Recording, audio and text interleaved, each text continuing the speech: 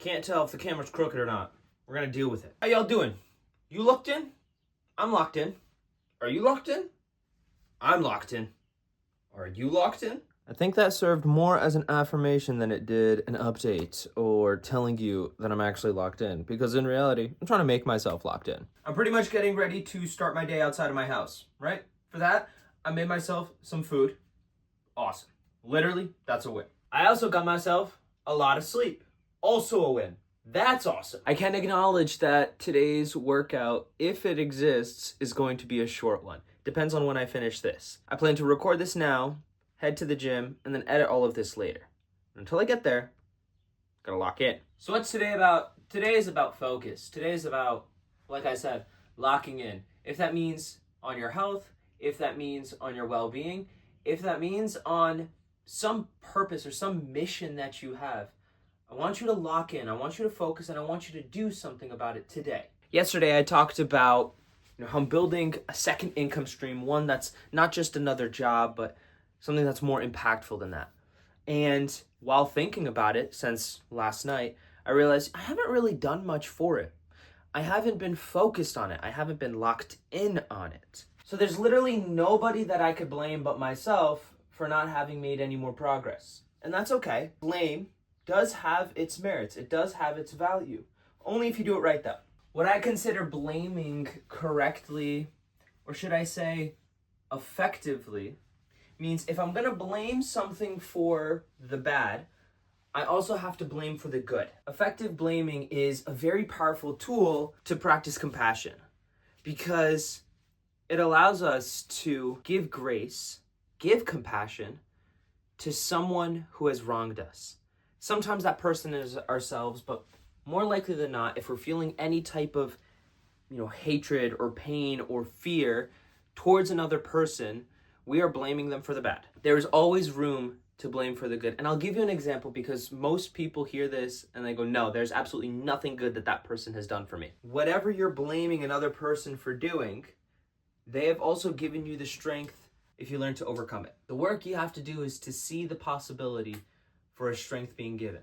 Now, I'm not saying you have to condone their actions. I'm not saying what they did was right.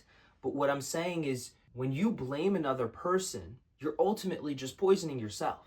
You're hurting yourself. You yourself are living in a state of fear and stress and hatred and anxiety. You're not at your best self then. So the whole reason that I brought all this up is because I also effectively blame myself. I don't beat myself up. I don't criticize myself. I don't ridicule myself. But I do acknowledge the areas in which I mess up. I do acknowledge the areas that I don't show up, that I don't have focus, where I do get distracted, all of that. But I also acknowledge that in those moments when I do get distracted, what's the good that came from it? What did I give myself in that moment?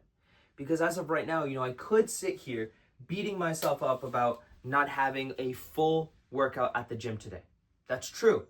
I'm not happy about that. But what I am acknowledging is the fact that I gave myself sleep, and I made a very nutritious meal for lunch and dinner today, right? I spent a little extra time doing those two things because I know by doing those two things, and by also recording this for you now, I will set myself up for even more success tomorrow, because it's like momentum, right? It builds on itself. So I have to do some good things for myself in some areas now so that I could get back on track, so that tomorrow, back in the gym and doing those things and having a great time doing them. So that's my spiel on getting locked in, right? Locking in doesn't mean you immediately become perfect, but locking in sometimes means an extended period of taking care of yourself, an extended period of taking steps in order to ultimately get back to where you were, or surpassing where you were. Everything that I just shared with you, I'm working on collecting together and putting it all in one spot as a resource for myself and for other people, right? I have a lot of these different frameworks and mindsets that I use to help me day to day. And I understand that life can be challenging day to day. The little things can stack up and become stressful. So I make sure to take care of myself the best I can, so I'm at my strongest, so that I could think clearly, I could act clearly, I could react clearly, and I could do whatever I need to do to get whatever I need to get done. More on that as I get there. So that's my next step for at least the second income stream is I'm collecting this information. It will be on my school site, which I do have to link everywhere. So that'll probably be a second step that I do. And then I'm already working on the shredded body. I'm working on the shredded body by eating again, going to the gym, and I'm probably going to be reevaluating a few things, probably measuring out a few numbers, knowing where my baseline is now so that I could improve it just a little bit, 1%, 2%, you know what I'm saying? 2% milk. Anywho, I'm gonna get going because I still want to at least hit the steam room. You know how it be, I gotta hit the steam room, enjoy my time. So until next time, just remember to always fill up with the love and stay locked in. I look forward to seeing you in the next one. I love you.